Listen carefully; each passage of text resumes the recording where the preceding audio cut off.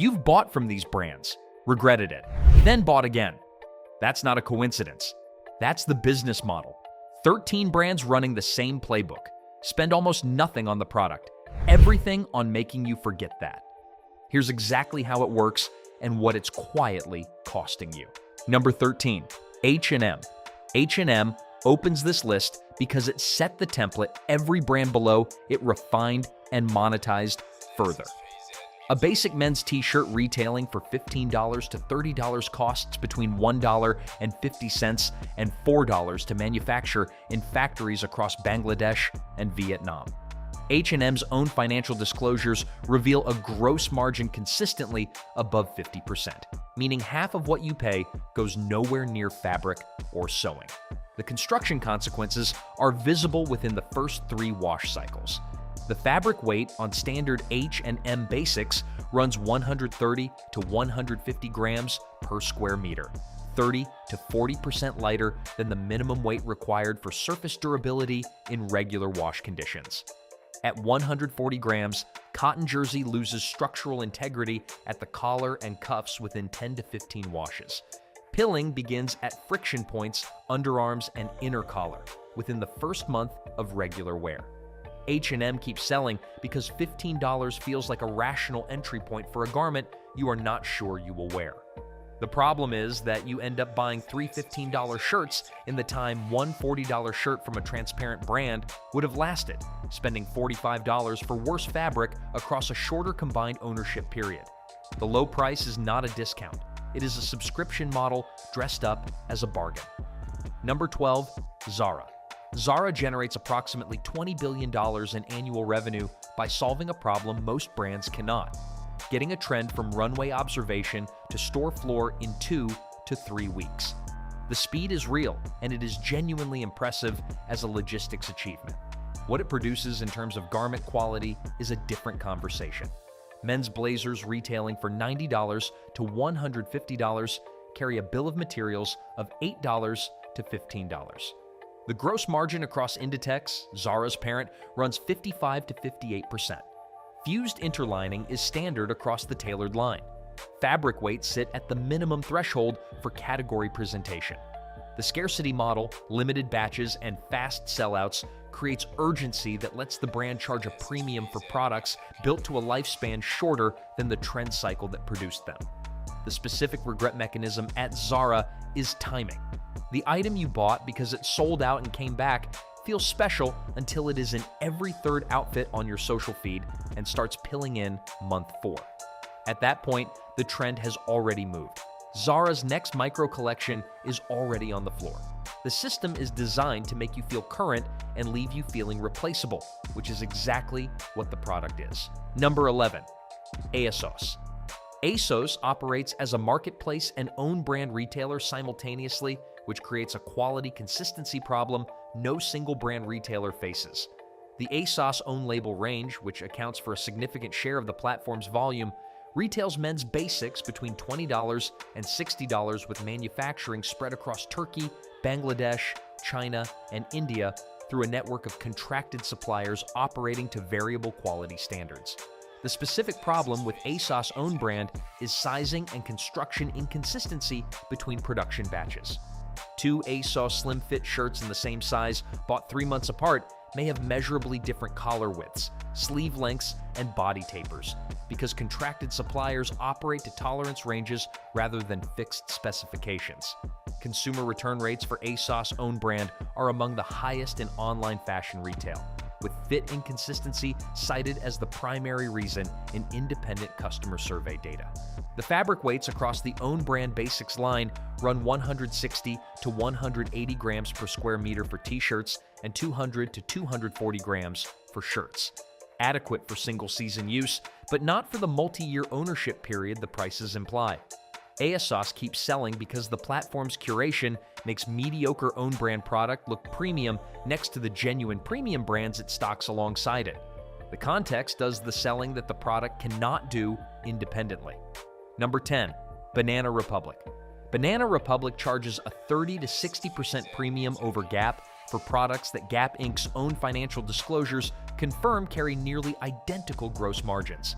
The parent company's gross margin at Banana Republic hovers around 47 to 49%, almost identical to the lower-tier brands in its portfolio. The premium is a positioning exercise, not a quality investment. The specific regret at Banana Republic shows up in the sweater and chino categories, the brand's highest volume items. Sweaters have accumulated documented complaints about accelerated pilling, particularly in the merino and lamb's wool blends, with surface degradation appearing within 5 to 8 wears in multiple independent reviews. The cause is consistent. Lighter yarn weights and lower twist counts in the yarn construction reduce pilling resistance to increase the soft hand feel at point of sale, a trade-off that optimizes for the fitting room experience rather than the 6-month ownership experience. Chinos arrive with lighter linings and less internal structure than the same styles sold 3 to 5 years ago, a reduction in construction standard that longtime customers document consistently across online communities. Banana Republic has been quietly reducing its cost of goods while maintaining its price positioning, the most common brand decay pattern in affordable luxury and the one that generates the most sustained consumer regret. Number 9. Michael Kors. Michael Kors generated $3.6 billion in revenue in fiscal year 2024 by selling the idea of accessible luxury to a market willing to pay a logo premium for products built to mid-market standards. The leather goods are the clearest example. Belts and bags retailing between $80 and $140 frequently use bonded leather, a material produced by pressing leather fiber scraps together with polyurethane and coating the surface to mimic full-grain hide. Bonded leather has a documented failure timeline of 2 to 4 years at stress points. The polyurethane coating begins separating from the fiber base within that window, cracking and peeling at the buckle fold on belts and at the handle attachment points on bags. At a production cost of $1 to $3 for a belt selling at $90, the markup is 30 to 90 times. The brand's marketing positions this product as a step into genuine luxury. The material science positions it as an expensive disposable. Michael Kors keeps selling because the store environment, the packaging, the logo, and the price point all signal something the product does not deliver. The regret arrives when the surface starts flaking and you realize you spent $90 on something with the structural longevity of a fast fashion accessory and the branding of a luxury house. Number 8. Coach. Coach's original reputation was built on glove-tanned cowhide produced in a New York factory to a construction standard that justified a genuine premium. That factory closed. That standard left with it.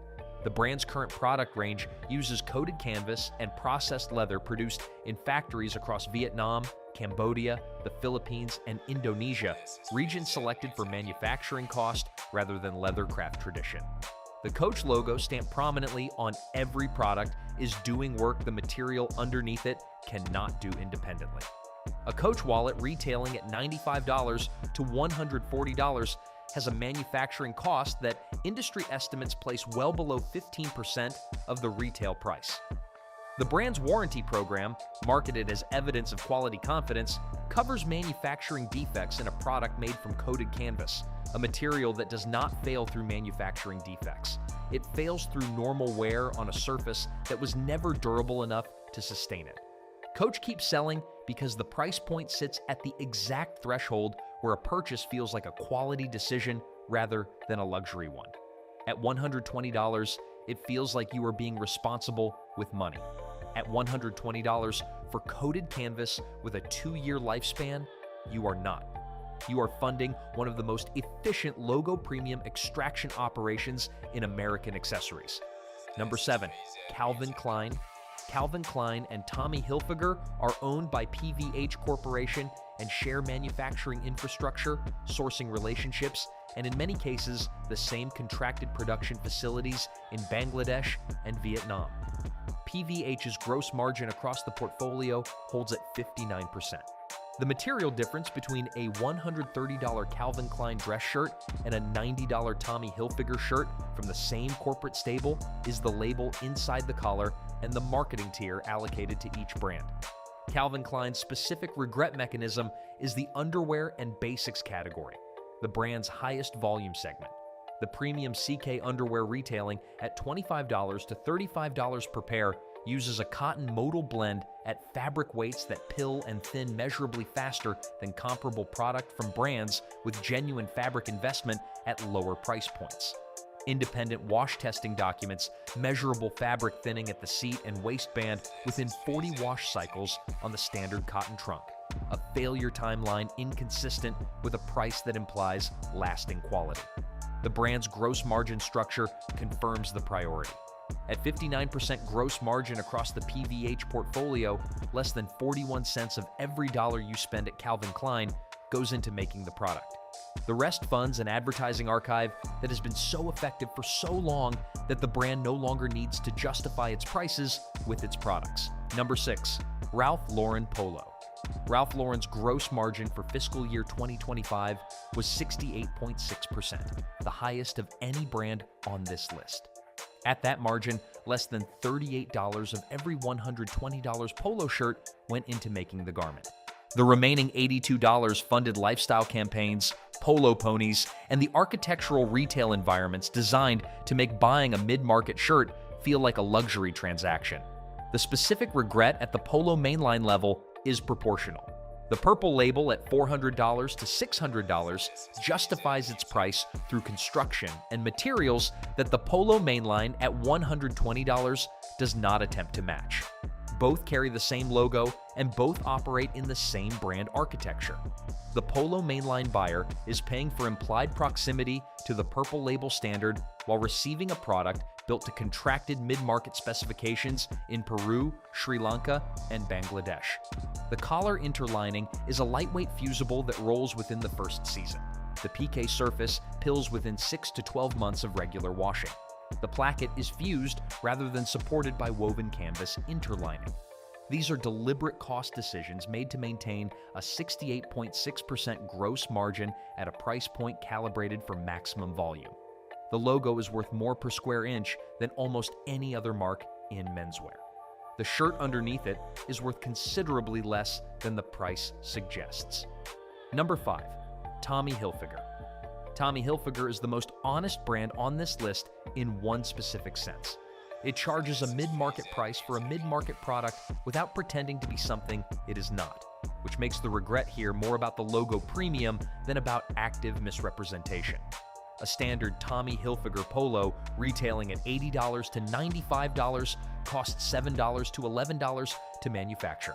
The markup is significant, but the brand does not claim Italian heritage, American craft, or luxury construction.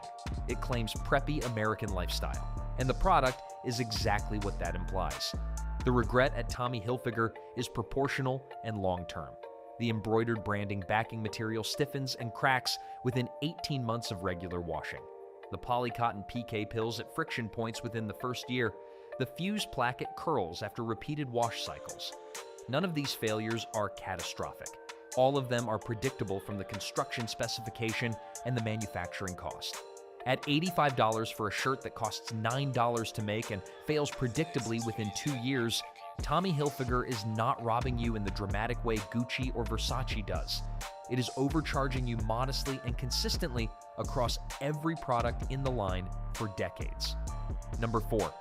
Hugo Boss. Hugo Boss sits near the top of this list because it commits the most systematically deceptive version of the quality claim in men's fashion. A suit retailing between $500 and $800 uses fused interlining, an adhesive layer bonding the outer fabric to the lining without any floating canvas structure. The same construction method used in suits selling for $150 at mid-market retailers. The gross margin Hugo Boss reported in the final quarter of 2024 was 62.4%. Fused interlining degrades with heat and mechanical stress. The adhesive weakens within 2 to 4 years of regular wear and dry cleaning, producing bubbling and delamination across the chest and lapels that cannot be repaired because the structural failure is internal. A canvas jacket improves with wear as the horsehair canvas molds to the wearer's body. A fused jacket deteriorates from the first dry cleaning cycle. At $700 for a jacket built to fail within 4 years, Hugo Boss is not selling tailoring. It is selling the idea of tailoring to buyers who cannot yet identify the difference, and the retail environment is designed to make that identification as difficult as possible. Number 3, Versace. A Versace graphic tee retailing between $350 and $600 has a cost of goods between $20 and $40. The markup is 8 to 15 times. The fabric is standard 190 to 210 gram cotton jersey finished in licensed production facilities with no connection to Italian craft traditions. The Medusa on the chest is the product. The cotton is the packaging it arrives in. The specific mechanism keeping Versace on this list above the brands below it is the licensing structure that has allowed the brand to expand its product range into categories where the construction gap between price and product is most extreme. The entry-level Versace products, the items that generate the highest volume, are built to commercial specifications indistinguishable from mid-market casual wear and priced at 10 times the commercial rate. The house's genuine craft, which exists at its highest tier, is used as credibility collateral for a product range that would not survive market scrutiny without that borrowed reputation. Capri Holdings, which manages the brand, has a financial incentive to maximize that collateral's reach. The buyer has no equivalent incentive to accept it. Number 2, Gucci. Gucci generated approximately $9.9 billion in revenue in 2023 on a gross margin above 70%, the highest gross margin of any brand named on this list. At that margin, less than 30 cents of every dollar you spend at Gucci goes into the product. The remaining 70 cents funds Kering's brand infrastructure, the advertising, the retail environments, and the cultural positioning that makes paying $500 for a cotton t-shirt feel like participation in something rather than a transaction. The specific regret at Gucci operates differently from every other brand on this list, because the buyers who regret Gucci purchases are rarely the buyers who can least afford them. The regret is the discovery, usually after several years of purchasing, that the emotional return on the cultural signal diminishes as the signal becomes more common and that the product underneath the signal was never the point. The double G on a $450 belt does not age. The leather underneath it does, faster than a full-grain hide belt from a transparent brand at a fifth of the price. Gucci keeps selling because the cultural machinery behind it is one of the most powerful in fashion history, and because the entry price for brand participation is low enough to reach buyers who cannot sustain the purchase, but high enough to make them feel it meant something. Both things cannot be true simultaneously. The brand has spent decades making buyers believe they can be. Number 1, Supreme. Supreme tops this list not because its retail markup is the highest. At $40 to $54 for a box logo tee, it is actually one of the more restrained entries here. It tops the list because it industrialized the most sophisticated regret mechanism in fashion history and built a multi-billion-dollar business on it. The box logo tee retails at $54 from Supreme directly. It resells within hours for $150 to $400 on secondary markets. The base garment is a 350-gram heavyweight cotton, a genuinely solid fabric specification. The manufacturing cost is estimated at $6 to $10. The retail markup is aggressive, but not extraordinary. The resale markup is where Supreme's specific genius operates. Supreme controls supply with surgical precision through weekly drops, no restocks, and artificial scarcity maintained across every product category. The result is a two-tier market where Supreme captures the retail margin and resellers capture the cultural premium, with buyers at the back of the queue paying $350 for $54 worth of cotton because the system manufactured enough desire to make the price feel rational. Essilor-Luxottica, which now owns Supreme following VF Corporation's divestiture, inherited a machine that generates demand without proportional product investment, the most efficient margin structure in fashion. The regret at Supreme is generational. Men who paid $300 for a box logo tee in 2016 own a piece of cultural history that is simultaneously appreciated in some cases and depreciated in relevance in others. The cotton underneath the red box has not changed. What changed is the cultural moment that made the price feel justified. When that moment passes, and it always passes, what remains is a heavyweight t-shirt worth $54 at retail and a lesson about the difference between a product and a signal. If you spent $500 per year on clothing across these 13 brands from age 25 to 65, you would spend $20,000 on garments with a combined average gross margin of approximately 62%. That means $12,400 of your $20,000 funded marketing, retail infrastructure, and profit. $7,600 went into the actual clothes. For $20,000, you received $7,600 worth of product and $12,400 worth of brand experience.